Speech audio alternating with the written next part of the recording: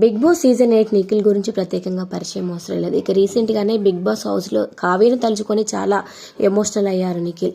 ఇక నిఖిల్ కావ్య ఎప్పటి నుంచో ప్రేమించుకున్నారు. వీళ్ళిద్దరు పెళ్లి చేసుకుంటారని కూడా అందరూ అనుకున్నారు.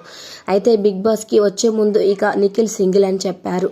అలాగే కావ్య ఎక్కడ నిఖిల్ గురించి పోస్ట్ చేయలేదు. ఇక నిఖిల్కి ఓటేయమని కానీ ఏ విషయంలో కావ్య మాట్లాడలేదు. అదేవిధంగా నిఖిల్ కూడా ఫస్ట్ నుంచి సీజన్ స్టార్ట్ అయినప్పటి నుంచి కావ్య ప్రస్తావన తీయలేదు. కానీ రీసెంట్గా కావ్యను తలుచుకొని ఎమోషనల్ అయ్యారు నిఖిల్.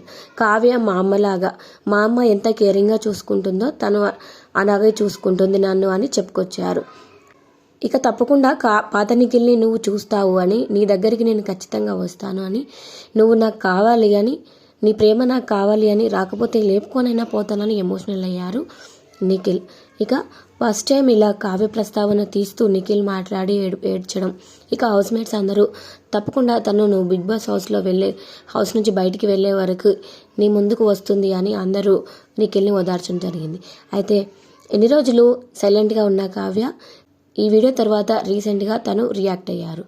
ఇక ఫేక్ పీపుల్ మాస్క్ తీయకుండా యాక్టింగ్ చేస్తారు.